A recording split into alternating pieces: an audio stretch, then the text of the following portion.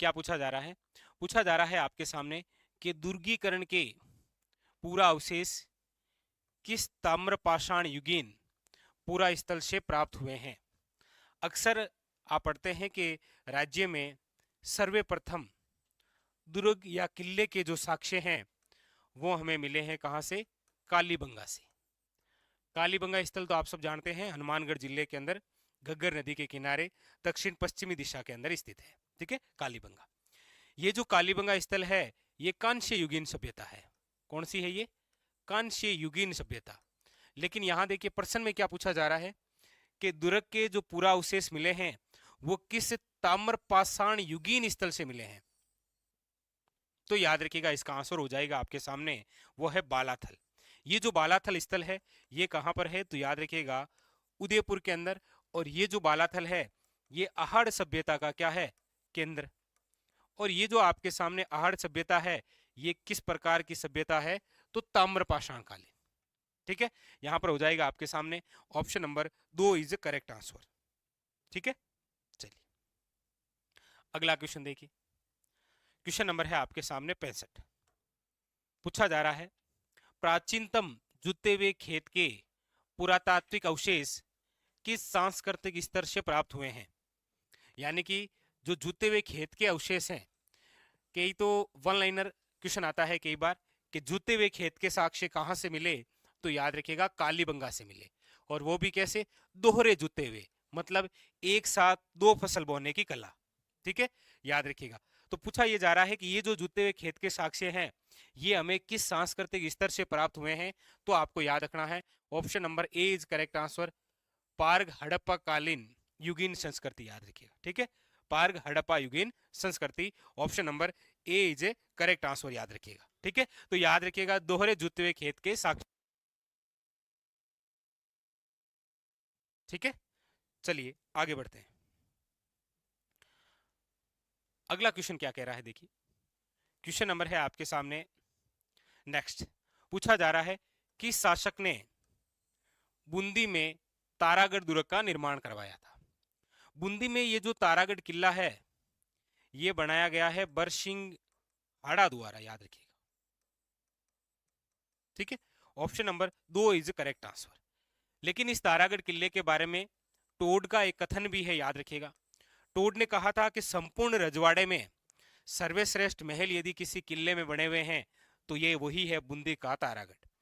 इसी किले के निर्माण के बारे में रुडयार्ड किपलिंग का एक कथन है। किपलिंग ने कहा है कि इस किले का जो निर्माण है वो भूत प्रेतों द्वारा करवाया गया है। ये भी याद रखना है। तो बूंदी का जो तारागढ़ दुर्ग है ये महलों के लिए प्रसिद्ध है। याद रखिएगा। ठीक है, जिसके अंदर चित्रशाला नामक महल भी बना हुआ है। ठीक है, वेरी वेरी इंपॉर्टेंट। चलिए अगला फैक्ट, क्वेश्चन नंबर है 67। युआन च्वांग द्वारा उल्लेखित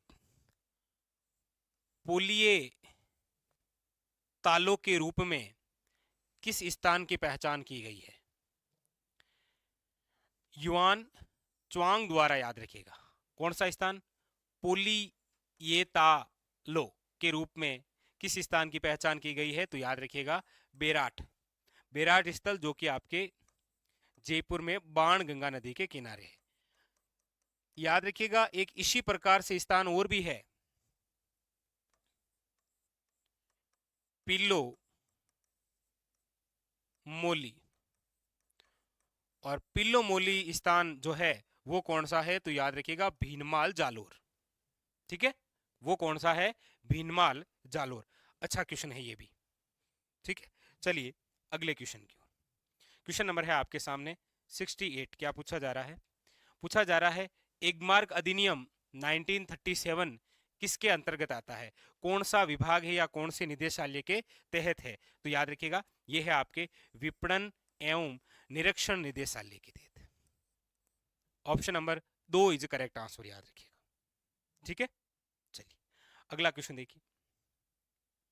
अगला है आपके सामने राजस्थान के किस जिले में डंडीकर सेल कला पूरा स्थल स्थित है? डंडीकर शेल कला, सेल का मतलब होता है पत्थर पर कला, और डंडीकर जो स्थल है ये किस जिले के अंदर है? तो याद रखिएगा अलवर के अंदर। जैसे आपको पता हो तो राजस्थान में सर्वप्रथम बर्ड राइडर रॉक पेंटिंग के साक्ष्य कहां से मिले, तो याद रखिएगा गरदड़ा, यानी कि चट्टान पर उड़ते हुए पक्षी के चित्रण वो मिले हैं गरदड़ा। स्थान है बूंदी में, याद रखिएगा छाजा नदी के किनारे। ठीक है, आप बताइए एक स्थान है नमाणा गांव, ये कहां पर है, ये कहां पर है, कमेंट करके बताइएगा। यहां पर ऑप्शन हो जाएगा ए इज करेक्ट आंसर, कोई दिक्कत है नहीं, अलवर। ठीक है, अगला क्वेश्चन देखिए। अगला क्वेश्चन है आपके सामने है, राजपूतों की विदेशी उत्पत्ति का मत सर्वप्रथम किसके द्वारा प्रतिपादित किया गया। देखिएगा राजपूतों की जो उत्पत्ति है वो विदेशी जाति से मानने वाले कौन कौन हैं, तो कर्नल जेम्स टोड, विलियम कुर्क और स्मिथ, ये तीनों ही मानते हैं कि राजपूत जो है वो विदेशी जाति से उत्पन्न है। लेकिन यहाँ क्वेश्चन पूछा जा रहा है कि राजपूतों की विदेशी उत्पत्ति का जो मत है वो सर्वप्रथम किसके द्वारा प्रतिपादित किया गया, याद रखिएगा कर्नल जेम्स टोड, याद रखिएगा, वेरी वेरी इंपॉर्टेंट। और कर्नल जेम्स टोड के बारे में तो आप सब कुछ जानते हैं, राजस्थान इतिहास के जनक हैं, इनको घोड़े वाले बाबा भी बोलते हैं। और ये जो राजस्थान नाम है ये 1829 के अंदर इनके द्वारा ही दिया गया था। ठीक है, तो यहाँ पर ऑप्शन हो जाएगा ए इज ए करेक्ट आंसर, याद रखिएगा। ठीक है, अगला क्वेश्चन देखिए। अगला है आपके सामने, मुंशी समर्थदास चारण ने राजस्थान समाचार समाचार पत्र का प्रकाशन कब प्रारंभ किया था। कोई दिक्कत नहीं है, आप सब जानते हैं कि वो जो मुंशी हैं मुंशी समर्थदास, और इनका जो समाचार पत्र है राजस्थान समाचार, इसका जो प्रकाशन है वो कब शुरू किया गया था, तो याद रखिएगा 1889 के अंदर। ठीक है, यहां पर देख लीजिए ऑप्शन 1885, 1898, 1910 और 1914। ये क्वेश्चन इस पेपर के अंदर डिलीट किया गया था क्योंकि ये ऑप्शन में नहीं था, इसीलिए इस क्वेश्चन को क्या कर दिया गया था, डिलीट कर दिया गया था। ठीक है, बाकी कब निकाला गया तो आप खुद ही जानते हैं। ठीक है, ऑप्शन में है नहीं, मतलब ये क्वेश्चन डिलीट किया गया था। चलिए अगला देखिए। अगला क्वेश्चन है आपके सामने, क्वेश्चन नंबर 72। शेखावटी के किसानों को अपने अधिकारों के लिए संघर्ष करने हेतु भरतपुर के किस व्यक्ति ने प्रेरित किया था। भरतपुर के ऐसे कौन से व्यक्ति हैं जिन्होंने शेखावटी के किसानों को अपने अधिकारों के लिए संघर्ष हेतु प्रेरित किया। देखिए शेखावटी में जो किसान आंदोलन हुआ है वो जिस जाति से संबंधित है वो तो है जाट जाति, इसीलिए आपने भरतपुर के एक व्यक्ति का नाम सुना है जिसका नाम है ठाकुर देसराज। ठाकुर देसराज ने आपको पता हो तो 1931 के अंदर क्षेत्रीय जाट महासभा का गठन किया था, क्षेत्रीय जाट महासभा का गठन किया, जिसका अधिवेशन शिकर के अंदर रखा गया था 1933 में पलथाना में। तो ठाकुर देसराज वे व्यक्ति हैं जिनकी वजह से शेखावटी के किसानों को अपने अधिकारों के संघर्ष के लिए प्रेरित किया था। इनकी पत्नी का नाम भी जरूर याद रखिएगा, बहुत इंपॉर्टेंट है। इनकी पत्नी का नाम है उत्तमा देवी। नाम आपने सुना होगा कि शिकर के अंदर एक स्थान है कटरातल, 25 अप्रैल 1934 के अंदर कटरातल सम्मेलन हुआ था किशोरी देवी के नेतृत्व में। वहां पर वक्ता के रूप में कार्य किया था किसने, उत्तमा देवी ने। तो यहां पर जो ऑप्शन हो जाएगा वो हो जाएगा ए इज करेक्ट आंसर, याद रखिएगा ठाकुर देसराज। ठीक है, अगला देखिए, अगला क्वेश्चन क्या कह रहा है। अगला आपके सामने है, पूछा जा रहा है जगत सिंह काव्य के रचयिता कौन थे। जगत सिंह काव्य, रण छोड़ भट तेलंग, आप सब जानते हैं कि इन्होंने तो राज प्रशस्ति लिखी थी। जगत सिंह नहीं, पंडित जीवाधर नहीं। Option number 4 is correct answer है, याद रखिएगा रघुनाथ। कौन है, option number 4 is correct answer Raghunath. अगला देखिए, क्वेश्चन है आपके सामने 74। ठीक है, क्वेश्चन है आपके सामने 74 नंबर क्या कह रहा है, देखिएगा। पूछा जा रहा है एक ही आंदोलन, आप सब जानते हैं 1921 के अंदर ये एक ही आंदोलन शुरू हुआ था। कहां से, तो झाड़ोल ठिकाने के मातरकुंडिया से। इस आंदोलन को चलाने वाले व्यक्ति कौन थे, तो वो भी आपको पता है मोतीलाल तेजावत। ये वही आंदोलन है जिसके अंदर 21 सूत्री मांग पत्र, जिसे हम पढ़ते हैं मेवाड़ की पुकार, कौन सा 21 सूत्री मांग पत्र, मेवाड़ पुकार। पूछा जा रहा है कि इसका प्रमुख उद्देश्य क्या था, तो याद रखिएगा किसानों को भारी लगान और अन्यायपूर्ण बेगारी से मुक्त करवाना। Option number 2 is correct answer, याद रखिएगा। ठीक है, अगला क्वेश्चन देखिए। अगला क्वेश्चन क्या कह रहा है? क्वेश्चन नंबर है 75। 1903 और 1911 में आयोजित दिल्ली दरबार में राजस्थान के किस शासक ने भाग नहीं लिया था? किस शासक ने भाग नहीं लिया था, यह क्वेश्चन पूछा जा रहा है। खेतड़ी के शासक अजीत सिंह तो गए थे, मेवाड़ के महाराणा सज्जन सिंह भी गए थे, याद रखिएगा। उदयपुर के महाराणा जो फतेह सिंह है ये नहीं गए थे। ये जब जाने वाले थे तब आपको पता होगा, हमारे एक क्रांतिकारी और एक कवि भी जिनका नाम है केसरी सिंह बारट, केसरी सिंह बारट ने मेवाड़ के महाराणा फतेह सिंह को 1903 में दिल्ली दरबार में जाने से रोकने के लिए 13 सोरटे लिखकर भेजे थे, जिन्हें इतिहास में कहा गया था चेतावनीरा चुंगटिया। याद रखिएगा, option number 3 is correct answer. ये नहीं गए थे। बहुत अच्छा और बड़ा यूनिक सा क्वेश्चन है ये। ठीक है, हर बार ये पूछा जाता है किसको रोका गया था, इस बार पूछा कौन नहीं गया था। अगला देखिए, अगला है आपके सामने, चूरू में सर्वे हितकारिणी सभा की स्थापना कब व किसने की गई थी? ये आप जब बीकानेर प्रजामंडल पढ़ते हैं ना तब पढ़ते हैं कि बीकानेर प्रजामंडल के तहत सर्वप्रथम जन जागृति लाने का जो कार्य किया था वो सर्वे हितकारिणी सभा द्वारा किया गया था, क्योंकि इसी के माध्यम से चूरू के अंदर कबीर पाठशाला और याद रखिएगा पुत्री पाठशाला की स्थापना की गई थी। ठीक है, और इसकी स्थापना कब हुई तो याद रखिएगा 1907 के अंदर स्वामी गोपाल दास। ठीक है, स्वामी गोपाल दास द्वारा, याद रखिएगा। ठीक है, अगला देखिए, क्वेश्चन नंबर है 77। भारतीय संघ में अधिमिलिन पत्र पर हस्ताक्षर करने वाले राजस्थान के प्रथम शासक कौन थे? याद रखिएगा।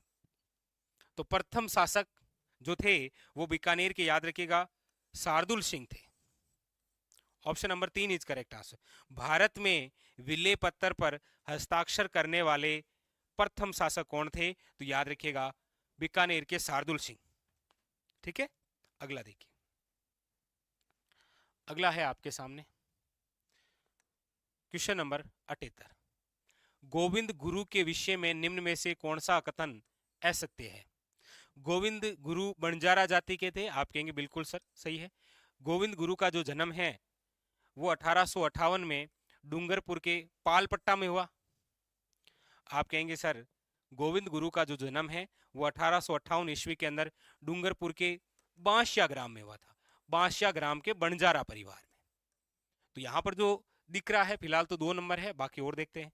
गोविंद गुरु ने बांसिया ग्राम में धुनी और निशान की स्थापना की थी, बिल्कुल सही है।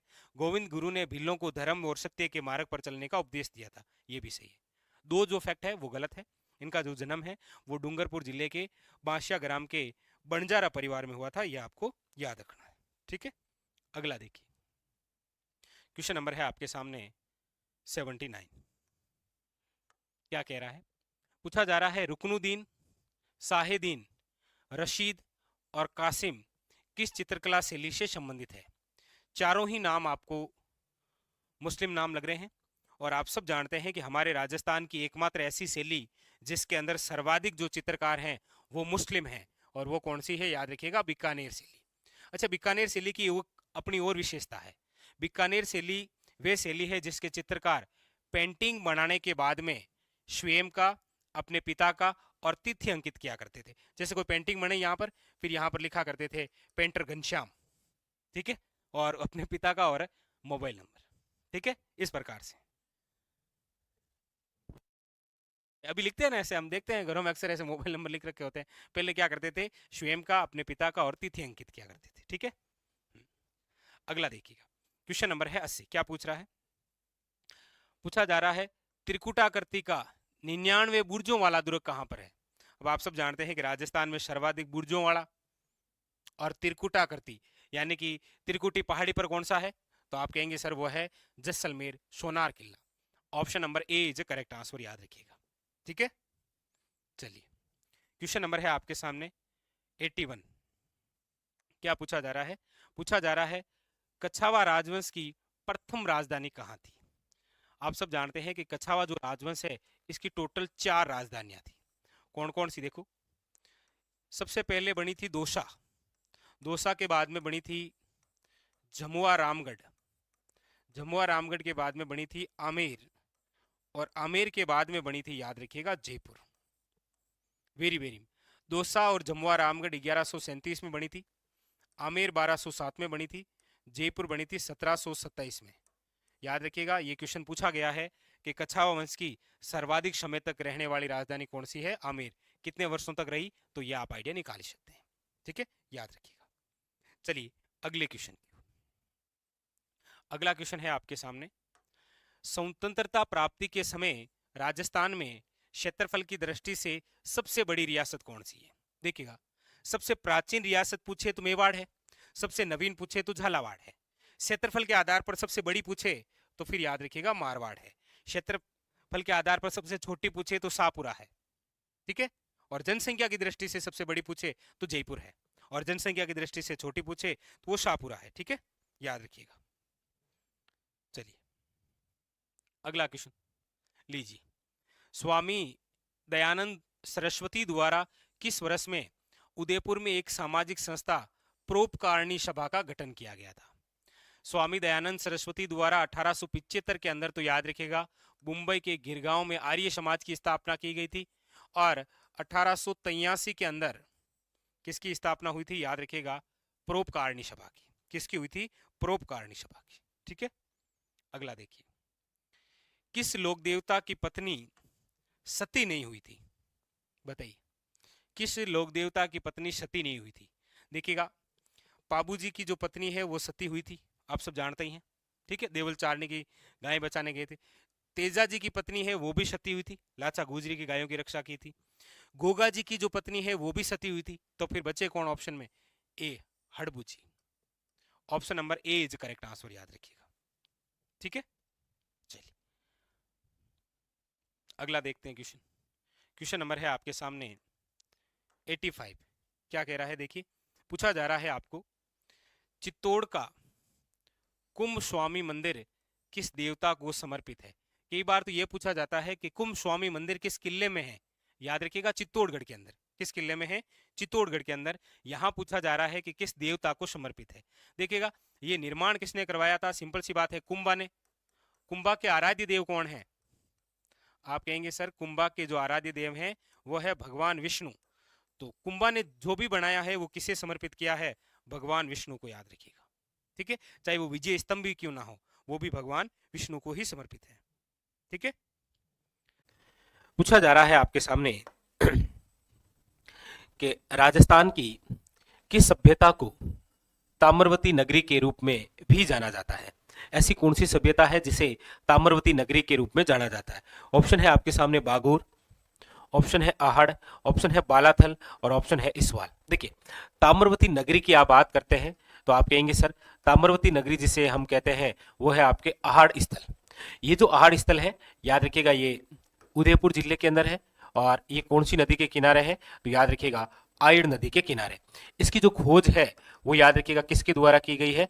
अक्षय कीर्ति व्यास द्वारा 1953 में। जबकि उत्खनन का जो कार्य है वो याद रखिएगा एच.डी. संखलिया द्वारा किया गया है। एच.डी. संखलिया द्वारा किया गया है। ये क्वेश्चन तो है, लेकिन वर्तमान के संदर्भ में आहड़ सभ्यता से जो सर्वाधिक बार क्वेश्चन पूछा गया है वो ये है, और पूछा जाता है कि निम्न में से राजस्थान का वह स्थल जो बनास संस्कृति की सभ्यता का स्थल है, याद रखिएगा आहड़। ये कई बार क्वेश्चन आया है। तो ताम्रवती नगरी, याद रखिएगा आहड़। और आहड़ के बारे में दो चार बातें और भी याद रखिएगा कि यहां से हमें काले वे लाल मर्दभांड प्राप्त हुए हैं। मर्दभांड का तात्पर्य होता है मिट्टी के बर्तन, और उससे ये आइडिया लगता है कि आहड़ जो है वो एक ग्रामीण सभ्यता है, क्योंकि मिट्टी के बर्तनों का उपयोग आज भी किस क्षेत्र में करते हैं? हम ग्रामीण क्षेत्र में।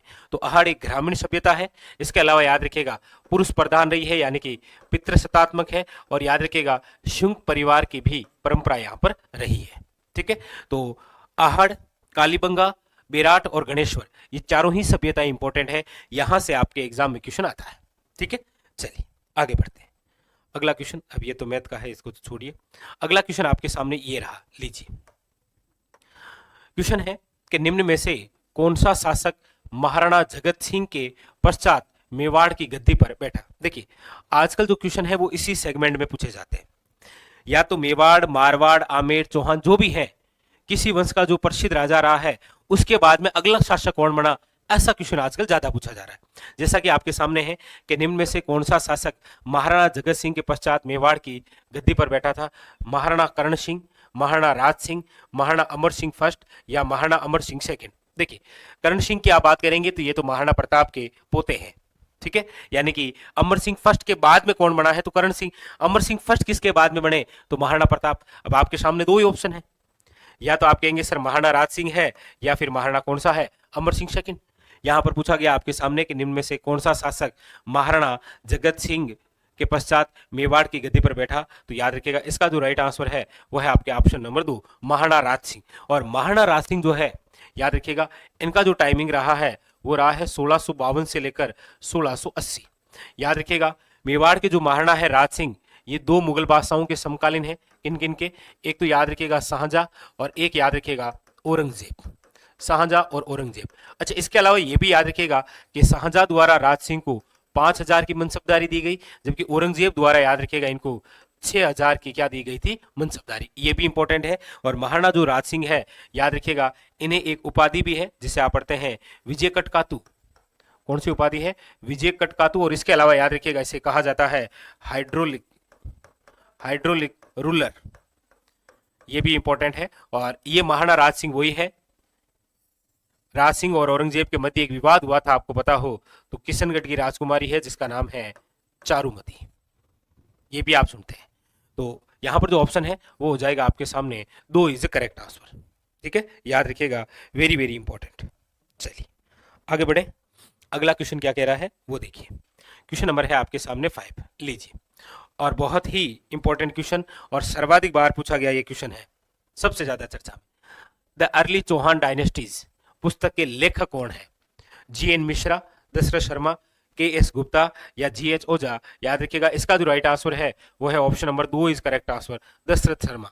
दशरथ शर्मा से एक तो ये क्वेश्चन है पुस्तक से कि द अर्ली चौहान डायनेस्टीज, और एक क्वेश्चन याद रखिएगा डॉक्टर दशरथ शर्मा ने ही कालीबंगा जो सभ्यता है इसको हड़प्पा सभ्यता की तीसरी राजधानी बताया है।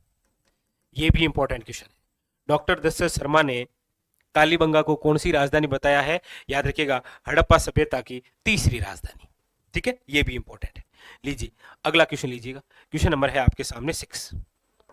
क्या पूछा जा रहा है, पूछा जा रहा है शासक बनने से पहले कौन किक्का के नाम से जाना जाता था। शासक बनने से पहले किक्का के नाम से कौन जाते थे। आप सब जानते हैं कि जिनके बचपन का नाम किक्का है वो है याद रखिएगा महाराणा प्रताप।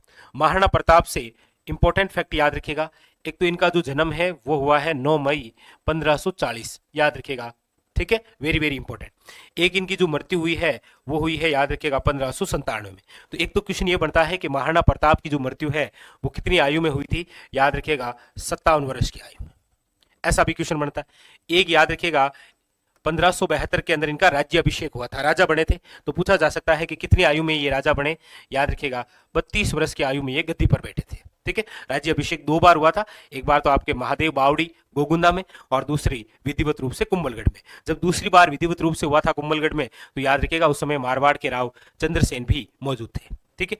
एक याद रखिएगा वेरी वेरी इंपॉर्टेंट, इन्होंने अपनी राजधानी बदली थी 1585 में और इन्होंने अपनी राजधानी बनाई थी चावंड को।